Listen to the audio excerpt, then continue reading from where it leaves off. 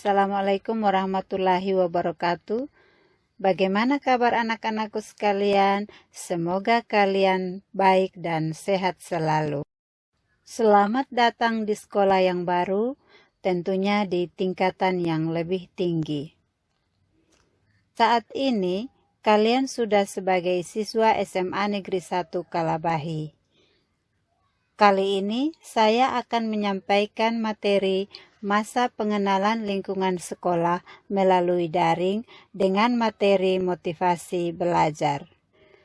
Anak-anak sekalian, kita harus tetap semangat walaupun dalam masa COVID-19, tetap berkarya, tetap belajar dengan penuh ketekunan dan kesabaran. Anak-anak sekalian, melalui materi pengenalan lingkungan sekolah dengan materi motivasi belajar, diharapkan kalian dapat memahami dan memiliki sikap positif untuk membangkitkan motivasi belajar, semangat belajar, hingga mampu mengikuti proses pembelajaran daring dan mampu menghasilkan nilai belajar yang baik dan berprestasi.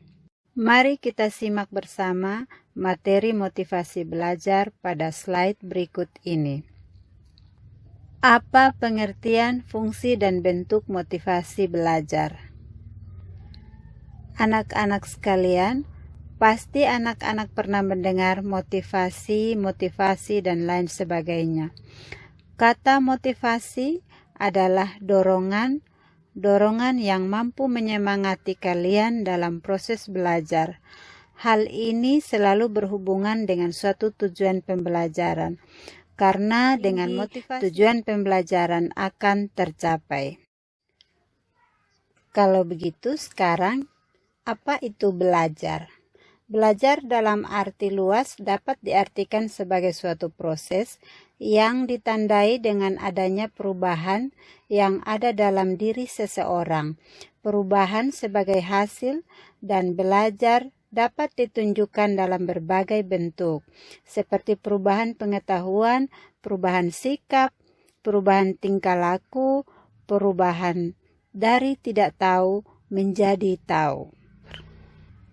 Jadi motivasi belajar merupakan suatu keadaan yang terdapat pada diri seseorang di mana ada suatu dorongan untuk melakukan sesuatu guna mencapai tujuan. Jadi, kalau kalian ingin menjadi lebih sukses, maka kuncinya ialah jangan pernah berhenti belajar, karena hanya dengan belajarlah kalian akan berkembang menjadi lebih baik. Selanjutnya adalah fungsi motivasi. Yang pertama, sebagai pendorong untuk berbuat sesuatu dari setiap aktivitas yang dilakukan. Kalau kalian sebagai pelajar, maka aktivitasnya adalah belajar. 2. Penentu arah perbuatan, yakni ke arah tujuan yang ingin dicapai. Yang ketiga, menyeleksi perbuatan agar bisa menyeleksi perbuatan yang baik dan yang tidak baik. 4. Pendorong usaha untuk mencapai prestasi. Bagaimana bentuk motivasi di sekolah? Motivasi setiap anak berbeda-beda. Motivasi tidak timbul dengan tiba-tiba, akan tetapi motivasi itu bisa ditumbuhkan oleh guru, oleh orang tua, oleh lingkungan, oleh teman, dan bahkan bisa ditumbuhkan oleh dirinya sendiri. Bagaimana cara untuk menumbuhkan motivasi belajar siswa yang dilakukan di sekolah? 1. Dengan memberi angka. Nah, apa yang biasa diberi angka? Tentunya nilai. Memberikan angka atau nilai artinya sebagai suatu simbol dari hasil aktivitas anak. Dalam memberikan angka atau nilai ini, semua anak didik mendapat nilai yang bervariasi. Ada yang tinggi, ada yang nilainya rendah. Pemberian angka kepada anak didik diharapkan dapat memberikan dukungan, dorongan, atau motivasi agar hasil belajarnya lebih ditingkatkan lagi. Oleh karena itu, guru di dalam memberikan nilai memerlukan unsur objektivitas, karena nilai ini mencerminkan aspek kognitif, afektif, dan psikomotor. Apa itu aspek kognitif? Yaitu pengetahuan dalam pembelajaran. Sedangkan afektif adalah tingkah laku atau karakter dalam proses pembelajaran.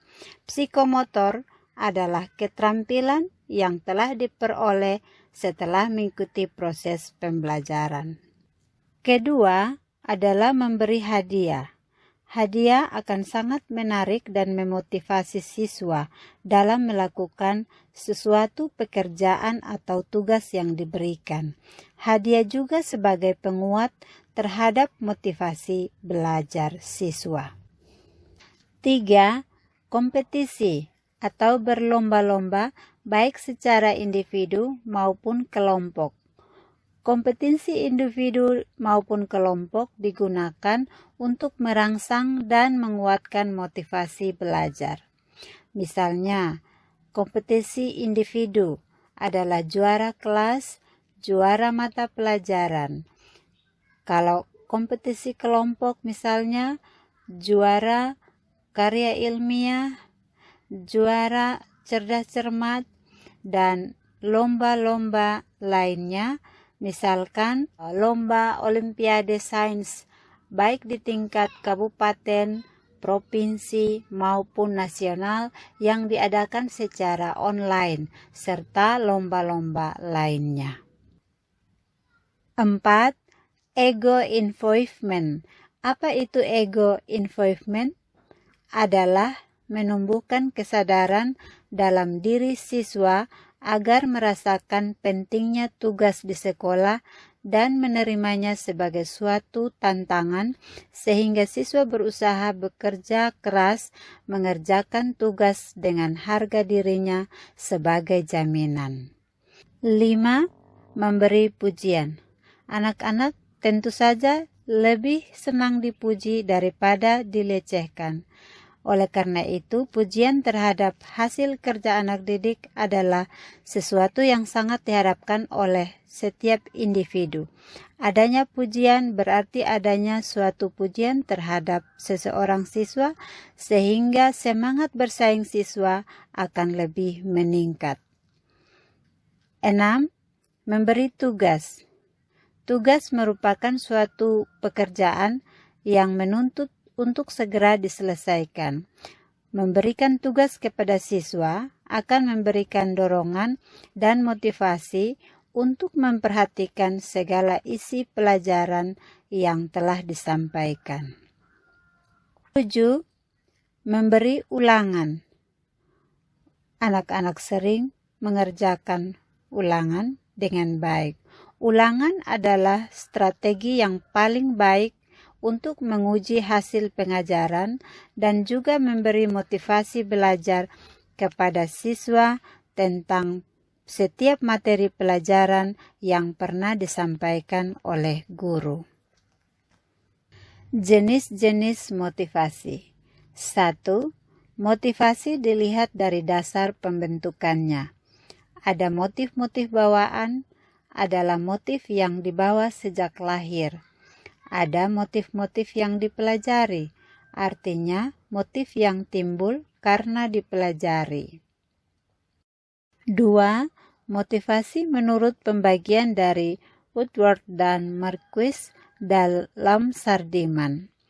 Motif atau kebutuhan organis, misalnya kebutuhan minum, makan, bernafas, dan lain-lain.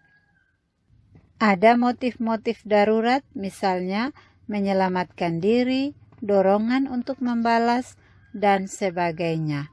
Ada motif-motif objektif. Yang ketiga, motivasi jasmani dan rohani. Motivasi jasmani seperti rileks, insting otomatis, nafas, dan sebagainya. Motivasi rohani seperti kemauan atau minat. 4. Motivasi intrinsik dan ekstrinsik. Apa itu motivasi intrinsik dan ekstrinsik? Motivasi intrinsik adalah motif-motif yang terjadi aktif atau berfungsi, tidak perlu dirangsang dari luar, karena dalam diri setiap individu sudah ada dorongan untuk melakukan sesuatu. Sedangkan motivasi ekstrinsik adalah motif-motif yang aktif dan berfungsi karena adanya perangsang dari luar. Nah, selanjutnya, faktor-faktor apa yang mempengaruhi motivasi belajar? 1. Cita-cita atau aspirasi siswa. 2. Kemampuan siswa. 3. Kondisi siswa dan lingkungan. 4. Unsur dinamis dan pengajaran. 5. Upaya guru dalam pengajaran siswa. Demikian anak-anak, materi motivasi belajar. Semoga bermanfaat. Tetap semangat, tetap mengikuti pembelajaran daring. Anak-anak sekalian, sebagai akhir daripada materi motivasi belajar, mari anak-anak mencoba untuk mengevaluasi diri dengan menjawab pertanyaan-pertanyaan yang ada. Yang pertama, apakah yang dimaksud dengan motivasi belajar? 2. Apa saja faktor yang mempengaruhi motivasi belajar? Yang ketiga, jelaskan motivasi yang kalian miliki untuk masuk SMA Negeri 1 Kalabahi. Anak-anak, untuk tugas ini cukup diinventarisir saja, simpan di rumah sebagai pengalaman kalian dalam mengikuti masa pengenalan lingkungan sekolah. Kota Kalabahi sejuk hawanya, banyak orang pergi ke kebun. Walaupun masih pandemi corona, tetaplah belajar walau di rumah. Terima kasih. Shalom. Assalamualaikum warahmatullahi wabarakatuh.